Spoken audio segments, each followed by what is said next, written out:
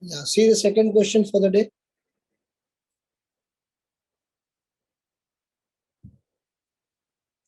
Illustrate the role of crisis mapping in disaster management. So the two key terms, crisis mapping and disaster management. Try this.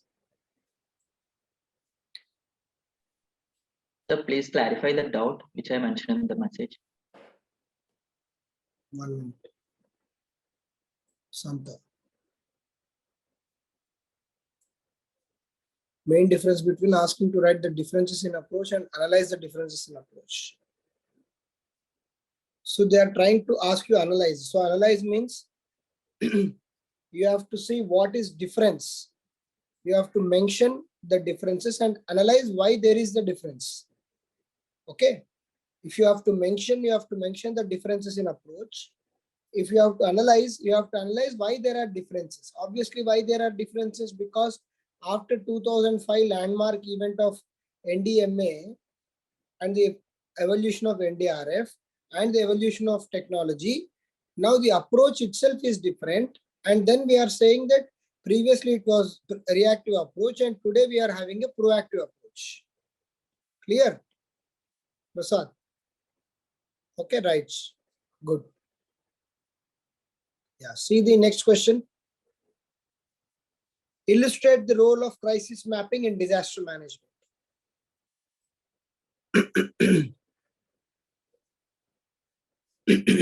So what is the question is about? Okay, the question is about the role of crisis mapping in disaster management. What is basically crisis mapping? What do you mean? If you understand this term, the entire question is very easy. What is crisis mapping? What is crisis mapping? Anyone? What do you understand by crisis mapping?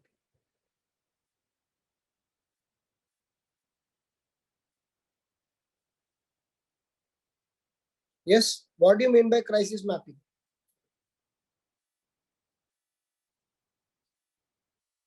No one knows what is crisis mapping? Sir, mapping of the events through data. What do you mean by crisis? Especially tell me what do you mean by crisis? First, So let's whatever the break disaster, the word. sir. Yeah, sir. Huh? It's a disaster, any disaster.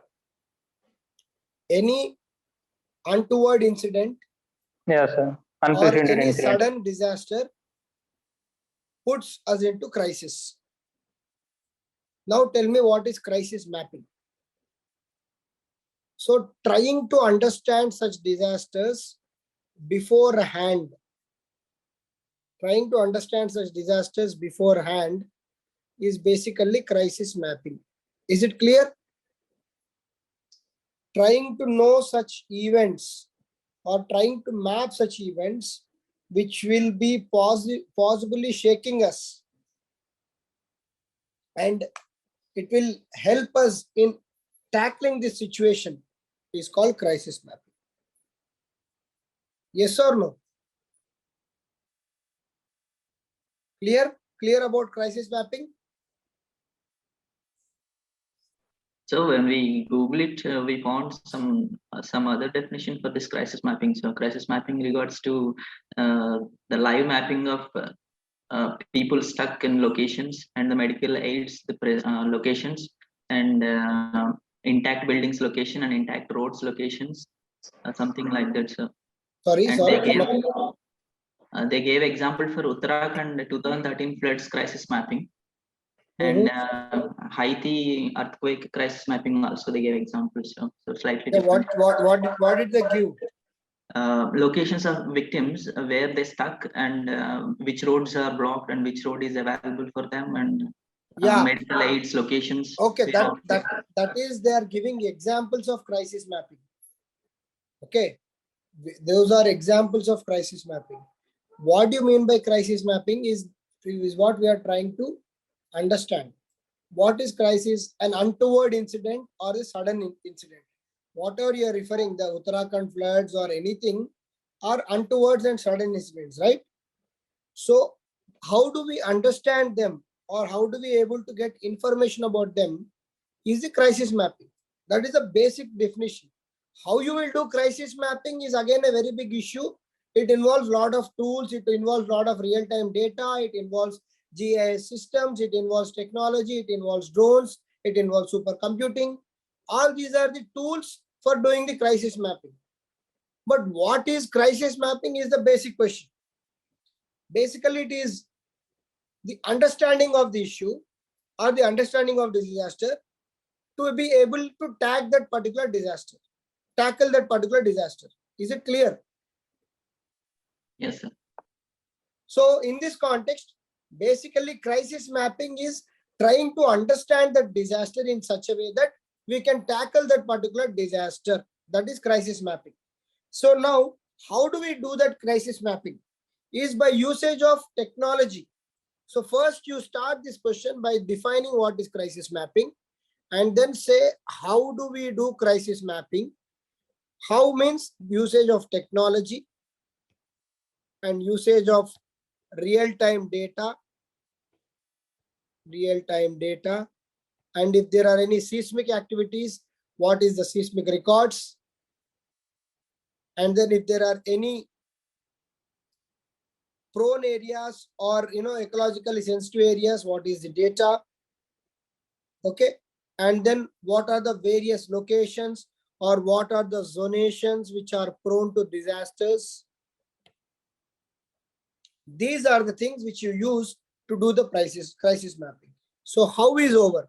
Now, what is the use of crisis mapping in managing the disaster? This is the core element of the question.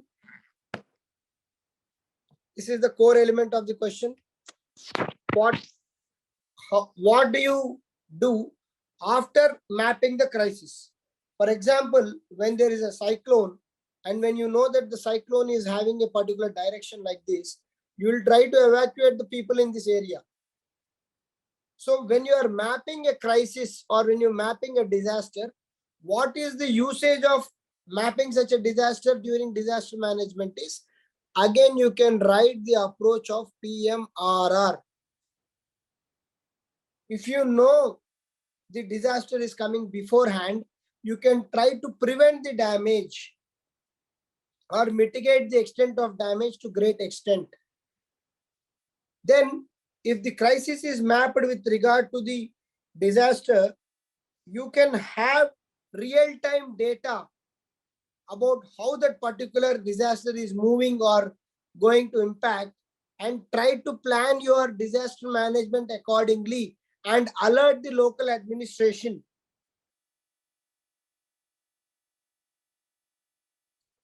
And you can alert the local areas through SMS or telecommunication or the GIS information systems so that they are ready to tackle the crisis.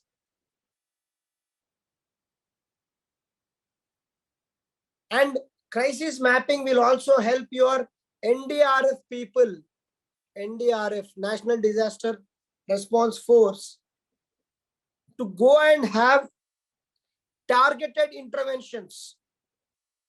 Like if you know that one particular village is going to be devastated by the flood or cyclone, you will target that village. So means focused way you will go and approach the problem when compared to random way. So that is the main advantage of crisis mapping. And with the focused approach, the efficiency of the management forces, especially the NDRF forces, will be very high. And the local administration also will be alert and they are ready to cooperate with the central forces. Hence, the harmony between various forces will increase by having proper crisis mapping.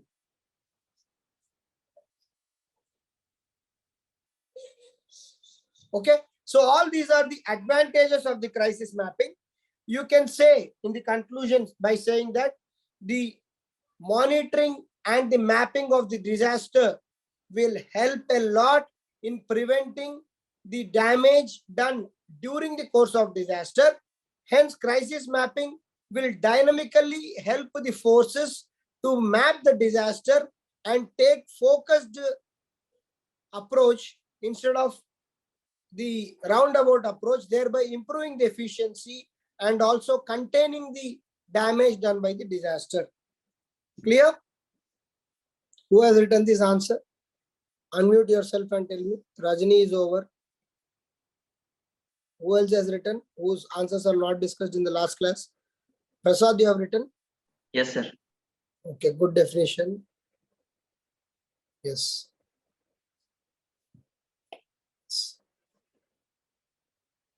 So basically, you have given different stages of how the crisis can be mapped. Good. You have given a case study.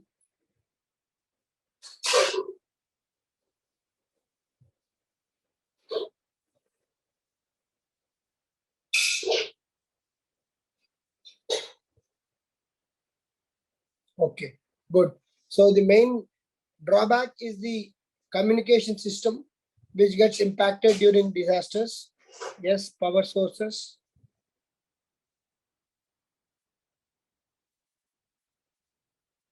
Maybe you can raise usage of drones. Prasad? Drones. Okay, sir. Drones are one good technology which we can write many places, especially with regard to disaster, because in disasters, many human personnel may not reach that area, but they can send the drones and try to get the analysis of those area. Okay. Yes, sir. After solutions, maybe you can mention conclusion and sum it up, sum the discussion. Okay. As to Okay. what we have said. Clear? Clear.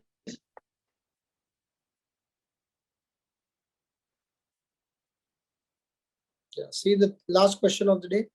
India's commitment to disaster risk reduction, that is DRR, is evident from the fact that it became one of the first countries to align its NDMP, that is National Disaster Management Plan, with the Sendai framework. Okay, what are the salient features of India's first NDMP? How can this plan help in effective disaster management?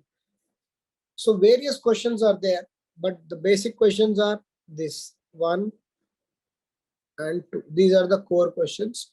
Remaining part of the question can be used in your introduction slightly. So just try for it.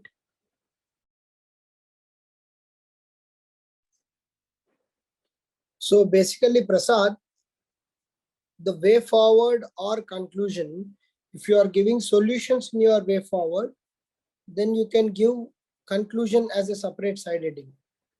Okay, but if you are not giving any solutions, okay, then your conclusion can also have solutions and then conclude.